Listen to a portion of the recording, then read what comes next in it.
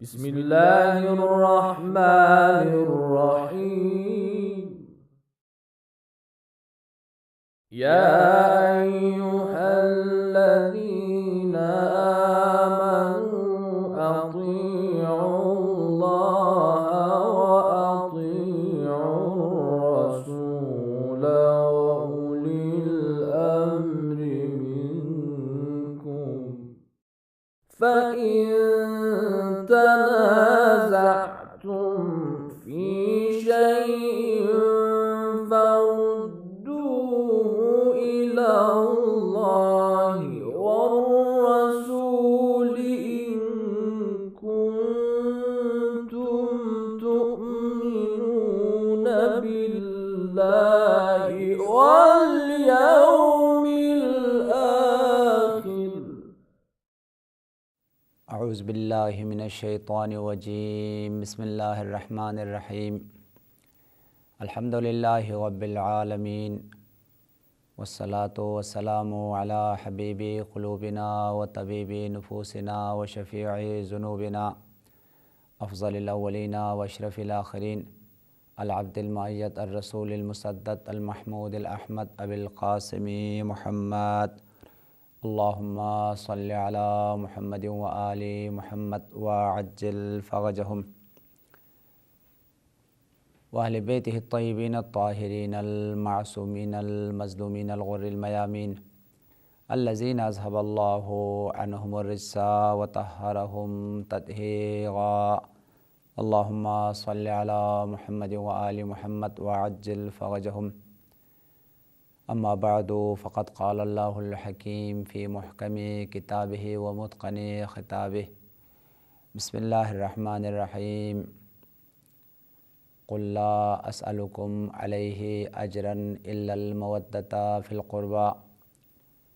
وقال رسول اللہ صلی اللہ علیہ وآلہ وسلم من رزقہ اللہ حب الائمۃ من اہل بیتی فقد اصاب خیر الدنیا والآخرہ فلا یشکن احد انہ فی الجنہ. مومنین کرام، اس سے پہلے آپ کی خدمت میں محبت اہل بیت کی اہمیت اور محبت اہل بیت کی ضرورت قرآن پاک کی آیات اور معصومین کے ارشادات کی روشنی میں بیان کیا گیا، اور یہ عرض کیا کہ انسان کی نجات اور خوشبختی کے لیے، انسان کی مغفرت اور کامیابی کے لیے، دنیا اور آخرت دونوں کی سعادت اور خوشبختی کے حصول کے لیے ایک اساسی اور بنیادی شرط محبت اہل بیت کا حصول ہے. محبت اہل بیت وہ عظیم اور قیمتی سرمایہ ہے جو کسی کے دل میں آ جائے تو یہ سرمایہ اور یہ دولت، یہ عظیم قیمتی اثاثہ جو ہے، انسان کو دنیا میں بھی محبت اہل بیت خوشبخت بنا دیتی ہے اور ایک کامیاب زندگی اور خوشبخت زندگی عطا کرتی ہے، اور آخرت کی تمام کے تمام درجات کا حصول، مغفرت، نجات، رضائے پروردگار، ان تمام سب کا حصول جو ہے وہ اہل بیت کی محبت اور مودت پر موقوف ہے. لہٰذا اس وجہ سے آج جو ہے جس موضوع پر اور جس عنوان پر مختصر آرائز پیش کرنا ہے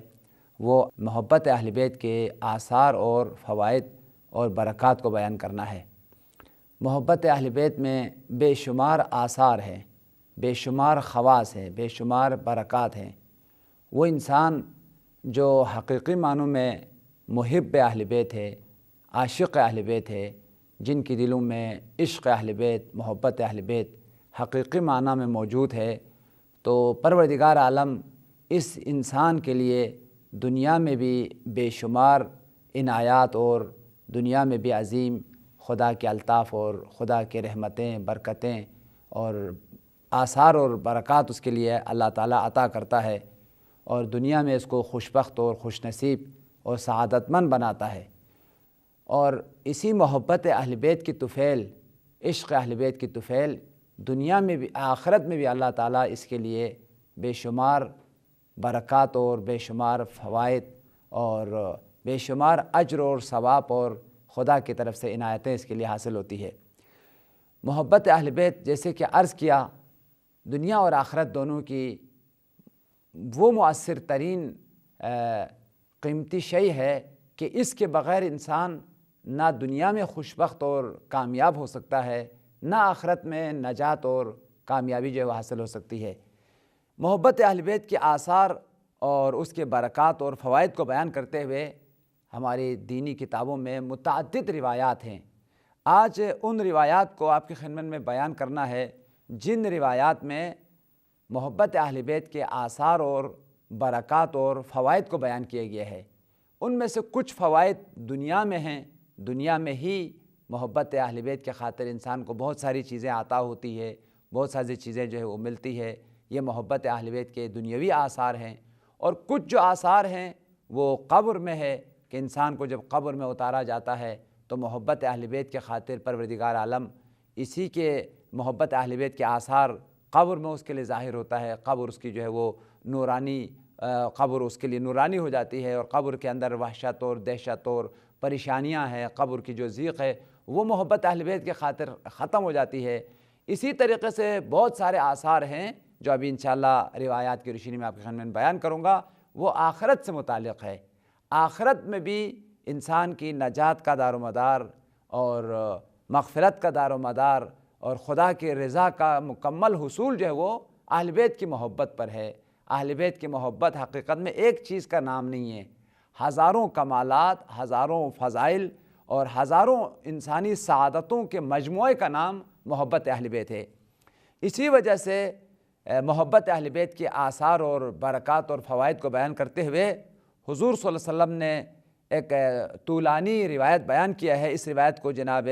شیخ صدوق نے ان کی مشہور اور معروف کتاب خصال صدوق جلد نمبر 2 صفحہ نمبر 515 پر یہ روایت موجود ہے۔ پیغمبر نے سب سے پہلے ارشاد فرمایا، جس انسان کو اہل بیت کی محبت اور مودت عطا ہو جائے اسے دنیا اور آخرت دونوں کی خوشبختی مل گئی ہے، دنیا اور آخرت دونوں کی بھلائی اس نے حاصل کیا ہے۔ مزید فرمایا، وہ انسان جس کی دل میں محبت اہل بیت ہو، عشق اہل بیت ہو، یقیناً یہ انسان جنتی ہے۔ کوئی انسان شک نہ کرے، وہ انسان جو حقیقی معنوں میں عاشق اہل بیت ہو، محب اہل بیت ہو، یہ انسان جنتی ہے۔ اس کا مقام خود اہل بیت کے ساتھ، ائمہ طاہرین کے ساتھ بہشت میں ہے، اور خلد برین میں اس کا مقام اور اس کی جگہ ہے۔ پھر فرمایا، محبت اہل بیت کے لیے 20 آثار ہیں، 20 جو ہے اس کی خصوصیات ہیں، 20 جو ہے محبت اہل بیت کی برکات ہیں۔ ان 20 میں سے 10 جو آثار ہیں، 10 جو برکات ہے، وہ دنیا ہی میں خدا اس کو عطا کرتا ہے اور دنیا میں ہی اس کو مل جاتی ہے یہ برکات اور یہ آثار، اور 20 جو ہے وہ 10 جو برکات ہیں وہ خدا آخرت کے لیے رکھتا ہے، اور آخرت میں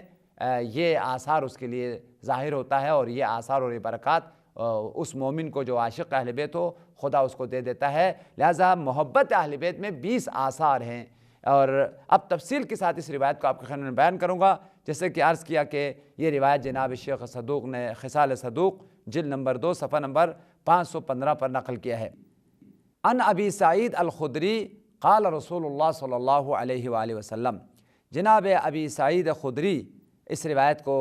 سرور کائنات سے نقل کرتا ہے اور فرمایا، قال رسول اللہ، سرور کائنات نے فرمایا، من رزقہ اللہ حب الائمۃ من اہل بیتی، وہ شخص جس کو ائمہ طاہرین کی محبت عطا ہو جائے۔ اس کو رزق سے تعبیر کیا ہے۔ رزق صرف مادی چیزوں کا نام نہیں ہے، رزق خدا کی تمام نعمتوں کا نام ہے۔ خدا کی طرف سے ملنے والی جو نعمتیں ہیں، خدا کی جو عطا ہے، خدا کی جو عنایتیں ہیں، سب کو رزق سے تعبیر کیا گیا ہے۔ خدا کی طرف سے ملنے والی رزق اور روزی میں سے ایک بہترین رزق، بہترین روزی محبت اہل بیت ہے، الفت اہل بیت ہے۔ فرمایا، اگر خدا کی جانب سے کسی کو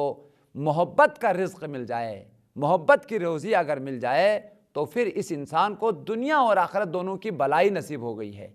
یعنی اگر محبت اہل بیت کسی کی دل میں اگر آ جائے تو اس کو دنیا کی بھلائی بھی مل گئی ہے، آخرت کی بھلائی بھی مل گئی ہے، اور یہ انسان جنتی ہے، اس میں کوئی شک نہیں ہے۔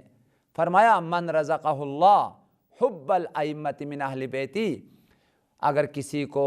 اللہ تعالیٰ عطا کرے حب الائمۃ من اہل بیتی، ائمہ طاہرین کی محبت میرے اہل بیت میں سے، اگر یہ روزی اور یہ رزق خدا کسی کو اگر عطا کرے فقط اصاب خیر الدنیا والآخرہ، پھر اس شخص نے پا لیا ہے دنیا کی بلائی کو بھی، والآخرت اور آخرت کی سعادت اور خوشبختی کو بھی پا لیا ہے۔ سبحان اللہ، کس قدر اثر ہے، کس قدر محبت اہل بیت انسان کے لیے دنیا اور آخرت دونوں میں مؤثر ہے۔ فرمایا اگر محبت اہل بیت کسی کو اگر مل جائے تو وہ دنیا میں بھی کامیاب ہو گیا ہے، آخرت میں بھی کامیاب ہے۔ دنیا اور آخرت دونوں کی کامیابی اور سعادت کا حصول محبت اہل بیت پر موقوف ہے۔ اس کے مقابل میں اگر خدا ناخواستہ اگر اس کے دل میں محبت اہل بیت نہیں ہے تو وہ دنیا میں بھی بدبخت ہے، بد نصیب ہے، اور آخرت میں بھی بدبخت اور بد نصیب انسان ہے۔ لہذا دنیا اور آخرت دونوں کی خوشبختی محبت اہل بیت پر موقوف ہے، اور محبت اہل بیت دنیا اور آخرت دونوں میں خوشبخت بناتی ہے، خوش نصیب بناتی ہے، کامیاب بناتی ہے۔ اور اگر محبت کے بجائے عداوت کسی کے دل میں اگر آ جائے، عداوت اہل بیت اگر کسی کے دل میں ہے تو وہ دنیا میں بدبخت اور بد نصیب ہے، اور آخرت میں بھی وہ بدبخت اور بد نصیب ہے، اس کا ٹھکانہ جہنم ہے۔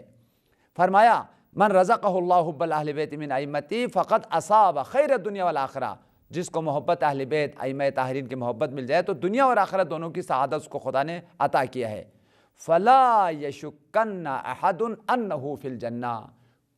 ہرگز شک نہ کرے، کوئی بھی انسان شک نہ کرے اس بات میں کہ محب اہل بیت جنتی ہے۔ محب اہل بیت کا مقام جنت ہے اور بہشت ہے، خود اہل بیت کے ساتھ جس طرح اہل بیت کا مقام اور اہل بیت کی جائے گاہ بہشت ہے، خلد بری ہے، ان کے چاہنے والوں کا مقام بھی بہشت ہے۔ یہی محبت اس کو بہشت میں پہنچا دیتی ہے، بہشت میں اعلیٰ ترین درجات پر اس کو فائز کراتی ہے۔ مزید محبت اہل بیت کے آثار اور اس کے فوائد کو بیان کرتے ہوئے فرمایا فَإِنَّ فِي حُبِّ أَهْلِ بَيْتِي 20 خصلةً، میرے اہل بیت کی محبت میں 20 خصوصیات ہیں، 20 آثار ہیں، 20 برکات اور فوائد ہیں۔ 10 منها فی الدنیا، ان 20 آثار میں سے، 20 محبتوں میں سے، برکات میں سے 10 جو آثار ہیں، 10 جو برکات ہیں وہ دنیا ہی میں اسے مل جاتی ہے، دنیا میں اس کو خدا دے دیتا ہے۔ وَعَشْرٌ مِّنْهَا فِي الْآخِرَةِ، اور اس 20 آثار اور برکات میں سے 10 جو ہے وہ خدا آخرت میں رکھ دیتا ہے، اور آخرت میں خدا ان 10 آثار کو عطا کرتا ہے۔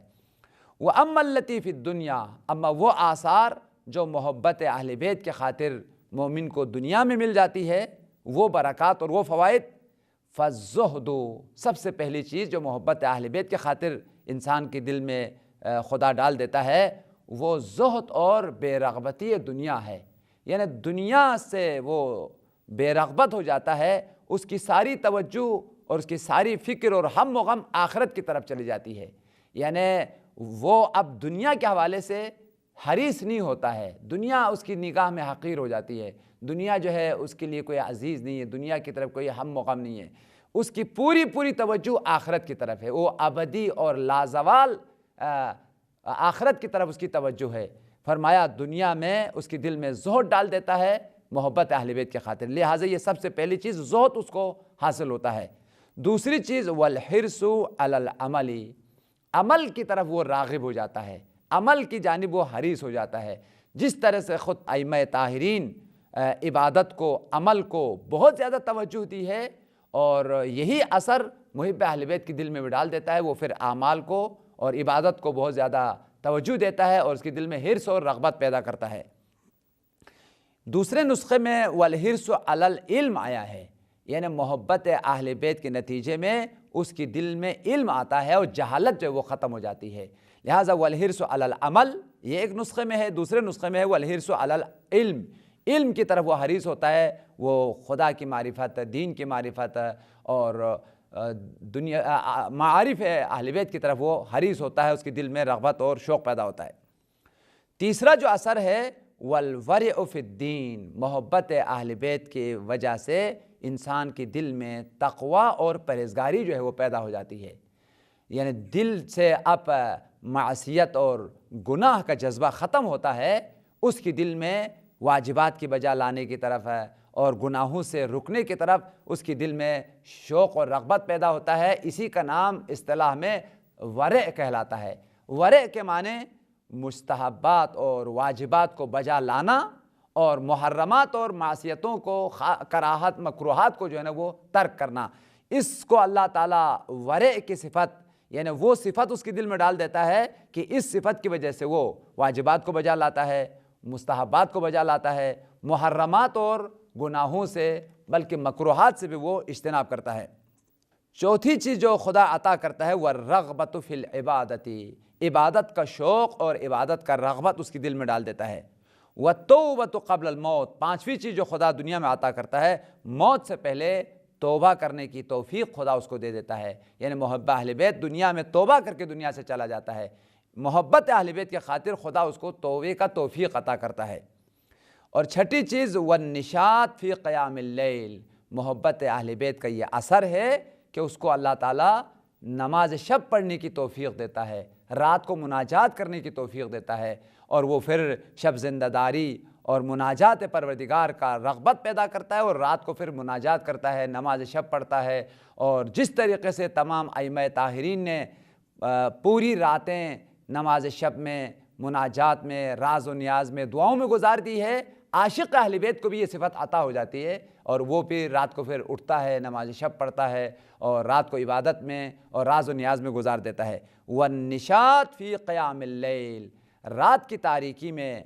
قیام کرنے کے لیے اس کو نشاط اور اس کو رغبت اس کے دل میں آ جاتا ہے۔ والیأس مما فی ایدی الناس، اللہ تعالیٰ محبت اہل بیت کی خاطر اس کو بے نیاز بنا دیتا ہے، اس کو غنی کر دیتا ہے۔ اب وہ لوگوں سے طلب کرنے کی یا لوگوں کی طرف راغب ہونے کی اس کو ضرورت پیش نہیں آتی ہے۔ اللہ تعالیٰ اس شخص کو لوگوں سے مایوس بنا دیتا ہے، خود اس کو اتنی دولت اور ثروت عطا کرتا ہے، وہ اس کے لیے کافی ہوتا ہے۔ والحفظ لامر اللہ ونہیہ، واجبات کو محفوظ کرنے کی، واجبات کو بجا لانے کی توفیق خدا دیتا ہے، اور جتنے بھی معصیتیں ہیں اور جتنے بھی گناہ ہیں، جن جن چیزوں سے خدا نے نہیں کیا ہے، منع کیا ہے، ان چیزوں سے وہ رک جاتا ہے۔ یعنی واجبات کو بجا لانے کا شوق پیدا ہوتا ہے، واجبات کو بجا لاتا ہے اور خدا کے تمام احکام کو بجا لاتا ہے، اور جن چیزوں سے خدا نے نہیں کیا ہے ان سے وہ رکتا ہے اور اس سے اپنے آپ کو بچاتا ہے۔ فرمایا والحفظ لامر اللہ ونہیہ عز وجل، پھر وہ انسان جس کے دل میں محبت اہل بیت ہے، محبت اہل بیت کی وجہ سے اس کو واجبات کی پابندی اور گناہوں سے رکنے کی توفیق خدا اس کو دیتا ہے۔ اللہم صلی علی محمد وآل محمد، اللہم صلی علی محمد وآل محمد، اللہم صلی علی محمد وآل محمد، اللہم صلی علی محمد وآل محمد۔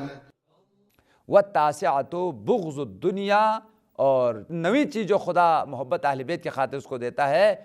دنیا سے نفرت دیتا ہے اور آخرت سے اس کے محبت پیدا ہوتا ہے۔ یعنی دنیا کو منفور بنا دیتا ہے اور دنیا کی وہ نفرت اس کی دل میں بیٹھ جاتا ہے، آخرت کی محبت اس کی دل میں بیٹھ جاتا ہے۔ یعنی پھر وہ دل دادہ آخرت ہے اور دنیا اس کی نظر میں اب گر جاتی ہے اور دنیا سے وہ منفور ہے، دنیا جو ہے وہ اس کی نگاہوں میں نفرت پیدا ہوتی ہے۔ والعاشرۃ السخاء،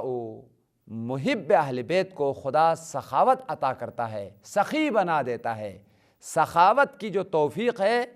جود کی جو توفیق ہے، عطا اور عنایت کرنے کی جو توفیق ہے، اس شخص کو حاصل ہوتی ہے جو حقیقی معنوں میں عاشق اہل بیت ہے۔ اور اگر سخاوت اس کی دل میں اگر آ جائے تو اس کی اصل بنیاد سخاوت کی وہ عشق اہل بیت ہے۔ عشق اہل بیت میں وہ لوگوں کو عطا کرتا ہے، لوگوں کو دیتا ہے، راہ الہی میں جو ہے وہ خرچ کرتا ہے۔ لہٰذا محب اہل بیت کو خدا سخاوت کی صفت اور سخاوت کی جو عظیم عادت ہے وہ محب اہل بیت کو خدا دے دیتا ہے۔ یہ 10 صفات جو دنیا ہی میں خدا دے دیتا ہے، یہ 10 آثار۔ وَأَمَّا الَّتِي فِي الْآخِرَةِ، اما وہ آثار جو آخرت میں خدا محب اہل بیت کو دیتا ہے، فلا ینشر دیوان ولا ینصب لہ میزان، اس کی گناہوں کو چھپا دیتا ہے، اس کے گناہ آخرت میں لوگوں کے سامنے پیش نہیں کرتا ہے تاکہ محب اہل بیت شرمندہ نہ ہو جائے، لوگوں کے سامنے رسوا نہ ہو جائے۔ محب اہل بیت کی گناہوں کو، خطاؤں کو خدا پردہ پوشی کرتا ہے اور اس کے گناہوں کو چھپا دیتا ہے۔ وَيُعْطَى كِتَابَهُ بِيَمِينِهِ، اور خدا اس کے نامہ اعمال کو دائیں ہاتھ میں دیتا ہے، اور جس کا نامہ اعمال دائیں ہاتھ میں مل جائے وہ اصحاب یمین ہے، وہ خوش وقت اور خوش نصیب لوگوں میں سے ہے۔ اور تیسری چیز وَيُكْتَبُ لَهُ بَرَاءَةً مِّنَ النَّارِ، قیامت کے دن اس کو جہنم کی آگ سے براءت عطا کرتا ہے، براءت نامہ اس کے ہاتھ میں دے دیتا ہے۔ محبت اہل بیت کے خاطر، محبت اہل بیت کی وجہ سے خدا اس کے ہاتھ میں جہنم کی آگ سے براءت نامہ اس کو عطا کر دیتا ہے۔ اور چوتھی چیز وَيُبَيِّضُ وَجْهَهُ، اس کا چہرہ انتہائی نورانی ہوتا ہے۔ دشمنان اہل بیت کا چہرہ قیامت کے دن نہایت سیاہ ہوتا ہے، رسوا ہوتا ہے قیامت کے دن۔ اس بغض اہل بیت کا اثر یہ کہ اس کا چہرہ قیامت کے دن انتہائی سیاہ اور انتہائی رسوا ہوگا۔ اس کے مقابل میں جس کے دل میں محبت اہل بیت ہو، اس کا چہرہ انتہائی نورانی ہوگا، انتہائی سفید ہوگا، اور وہ خدا کے بارگاہ میں سرخ رو ہوگا۔ وَيُكْسَى مِنْ حُلَلِ الْجَنَّةِ، مزید محبت اہل بیت کے آثار جو اخروی ہے، جنت کے لباس فاخرہ خدا اس کو عطا کرتا ہے، اس وجہ سے کہ تو عاشق اہل بیت ہے۔ لباس فاخرہ، جنتی لباس خدا اس کو پہنا دیتا ہے۔ وَيُشَفَّعُ فِي مِئَةٍ مِّنْ أَهْلِ بَيْتِهِ، اور اللہ تعالیٰ محب اہل بیت کو 100 مومنین کی شفاعت کرنے کا حق دیتا ہے۔ یعنی عشق اہل بیت میں وہ اثر ہے، نہ تنہا خود ناجی ہوا ہے، خود بہشتی ہوا ہے، خود اس ذات کی نجات ہو گئی، اللہ تعالیٰ اس کو نجات دینے کے ساتھ ساتھ 100 آدمیوں کو نجات دینے کی اس کو اختیار دیتا ہے۔ تم خود تو جنت میں جا سکتے ہو، تنہا مت چلے جاؤ، باپ کو بھی لے کے جاؤ، ماں کو بھی لے کے جاؤ، بیوی کو بھی لے کے جاؤ۔ اگر عاشق اہل بیت، حقیقی معنوں میں اہل بیت کا پیروکار ہو، محب اہل بیت ہو، تو پیغمبر نے فرمایا آخرت میں اہل بیت کی محبت کے خاطر یہ اثر اللہ خدا آخرت میں دے دیتا ہے کہ وہ خود اپنے ساتھ ساتھ 100 آدمیوں کو جنت میں لے جا سکتا ہے، وہ شفاعت کر سکتا ہے۔ دیکھیں توجہ کریں روایت پر، وَيُشَفَّعُ فِي مِئَةٍ مِّنْ أَهْلِ بَيْتِهِ، اللہ تعالیٰ اس کو شفاعت کا حق دے دیتا ہے 100 بندے یا 100 مومنین جو اس کے اپنے عزیز ہو، اقارب ہو، ان کو جنت میں لے جانے کا خدا اختیار دیتا ہے۔ اور قیامت کے دن خدا نگاہ کرم اور نگاہ عنایت اور نگاہ رحمت سے اس کو دیکھتا ہے، یعنی خدا کی کرم کی اور رحمت کی نگاہ ہوتی ہے اس شخص کے اوپر جو محب اہل بیت ہے اور عاشق اہل بیت ہے، اپنی نگاہ کرم میں اور اس پر لطف کرتا ہے۔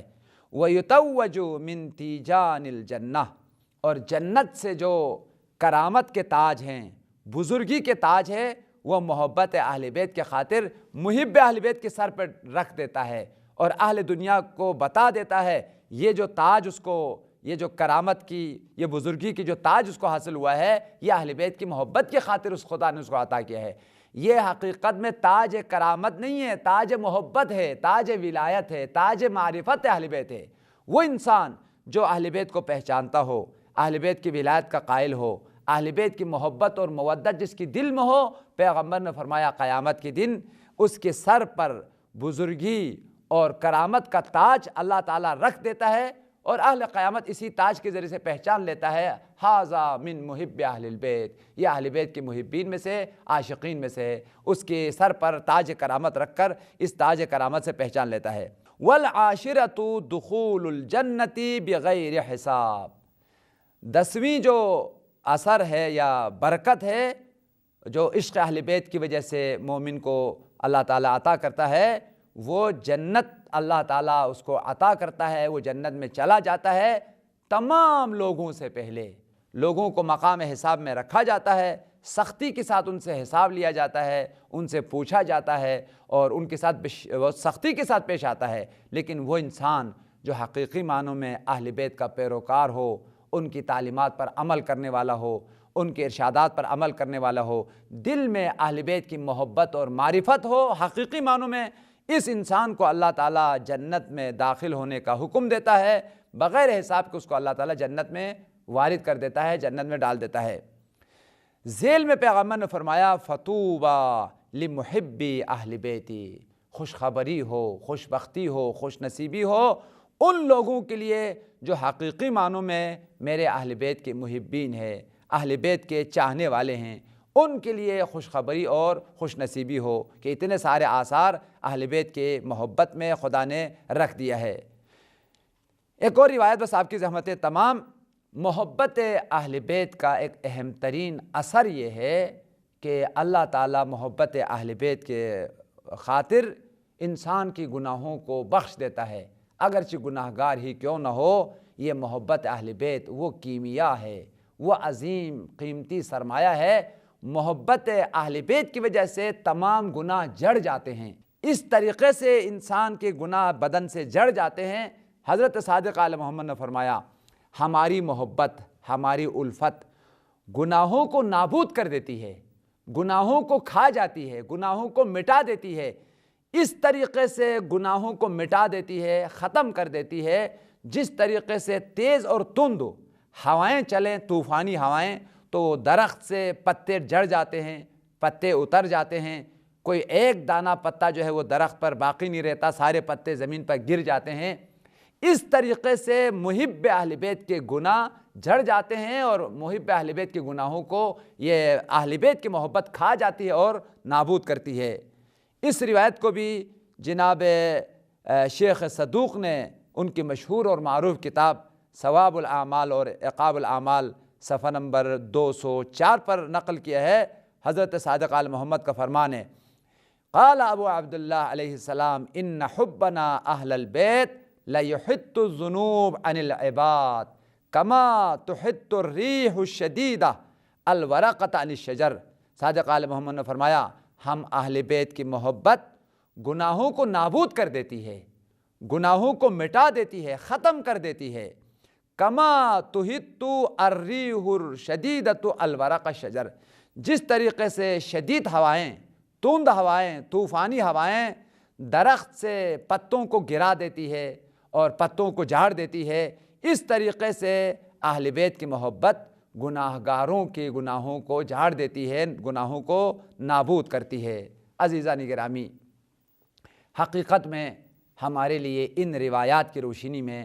ہم اس بات کی کوشش کریں کہ حقیقی معنوں میں اہل بیت کی معرفت حاصل کریں اور ان کی محبت کو بڑھائیں اور ان کی محبت کو تقویت دیں، اور ہر وہ چیز جو اہل بیت کی محبت کا سبب ہو، اہل بیت کی محبت کی تقویت کو سبب ہو، اس سے بجا لائے۔ انہی چیزوں میں سے جو اہل بیت کی محبت کو بڑھاتی ہے، ان کی روایات کو پڑھنا، ان کی تعلیمات پر عمل کرنا، اور اہل بیت کی فضائل کو پڑھنا، اہل بیت کے مصائب کو پڑھنا، اور خاص طور پر ان کی مجلسوں میں حاضری دینا، اور ان کی مجلسوں میں حاضری دینے کے بعد ان کے فضائل اور ان کے مناقب کو سننا، یہ اس بات کی باعث بنتی ہے کہ ہماری دلوں میں محبت اہل بیت میں اضافہ ہو جاتی ہے، محبت اہل بیت تقویت ہوتی ہے۔ اور اسی وجہ سے ہماری روایات میں ہے کہ زیادہ سے زیادہ اہل بیت کی مجالس کو برگزار کیا کرو، ان مجلسوں میں شرکت کیا کرو، اور خود سرور کائنات نے فرمایا اپنی مجلسوں میں اہل بیت کے فضائل کو بیان کرو، علی کے فضائل کو بیان کرو۔ روایت میں آیا ہے زینوا مجالسکم بذکر علی ابن ابی طالب فإن ذکرہ ذکری و ذکری ذکر اللہ، اپنے مجالس کو اہل بیت کی محبت سے زینت دو، علی کے ذکر سے اہل بیت کی اپنی مجلسوں کو زینت دو، اس لیے کہ علی کا ذکر میرا ذکر ہے اور میرا ذکر اللہ کا ذکر ہے۔ لہٰذا اہل بیت کا تذکرہ، اہل بیت کے فضائل وہ دنیا اور آخرت دونوں کی نجات کا بھی سبب ہے اور ہماری محبتوں کی تقویت کا بھی سبب ہے۔ اسی وجہ سے مجالس عزا کو تقویت دینا، مجالس عزا میں شرکت کرنا اس حوالے سے بھی جو ہے وہ ضروری ہے۔ اس وجہ سے سرور کائنات نے فرمایا قیامت کے دن تمام آنکھیں روئے گی، گریہ کرے گی، مگر وہ آنکھیں جو محبت اہل بیت میں رونے والی آنکھیں ہیں، حسین کے غم منانے والی آنکھیں ہیں، فَإِنَّهَا ضَاحِكَةٌ مُسْتَبْشِرَةٌ، وہ آنکھیں خوشحال ہوگی، خندان ہوگی۔ وہ دنیا میں اہل بیت کے غم میں رونے والی آنکھیں آخرت میں نہیں روئے گی۔ آخرت میں رحمت کے فرشتے انہیں جنت کی بشارت دیں گے، اس بشارت کی وجہ سے وہ خوشحال ہوں گے۔ عزیزو، دشت کربلا میں 3 دن حسین کا جنازہ بلا غسل و کفن پڑا رہا۔ زہرا کا لال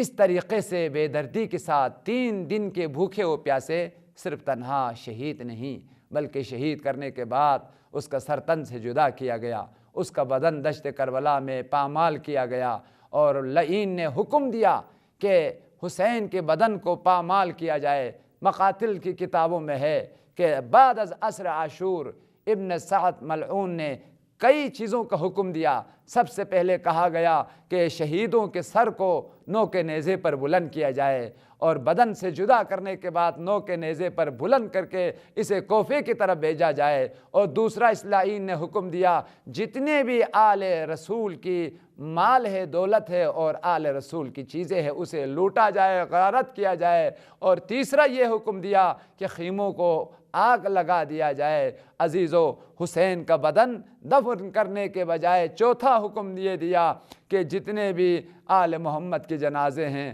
حسین اور 72 شہیدوں کے جنازے ہیں، گھوڑے کے ٹاپوں سے انہیں پامال کر دیا جائے۔ 10 لعین آئے، نعل بندی کی اور عزیز زہرا کے بدن پر اس طریقے سے گھوڑوں کو دوڑائے گئے، حسین کا بدن پامال ہو گیا۔ عزیزو، مقاتل کی کتابوں میں ہے کہ جب حضرت زینب حسین کی جنازے پہ پہنچی تو اس قدر جنازہ پامال ہو چکا تھا، بہن پہچان نہ سکی۔ اب بھیا کے جنازے پر کھڑی رہ کر یہ جملہ کہتی ہے، انت اخی انت ابن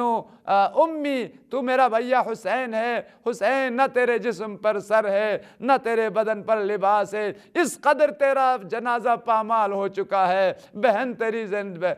تیری جنازے کو پہچان نہیں رہی ہے۔ عزادارو، یہی کافی تھا، مگر 3 دن بلا غسل و کفن دشت کربلا پر حسین کا جنازہ پڑا رہا، کوئی حسین کے جنازہ دفنانے والا نہیں تھا۔ لعینوں نے اپنے جنازوں کو دفنا دیا مگر حسین کا جنازہ نہیں دفنایا گیا۔ یہی وجہ ہے 11 محرم کو جب سید الساجدین مقاتل میں پہنچے، جب حسین کے قتل گاہ پہ پہنچے تو امام سجاد کی حالت احتضار طاری ہو گئی، یہاں تک کہ جناب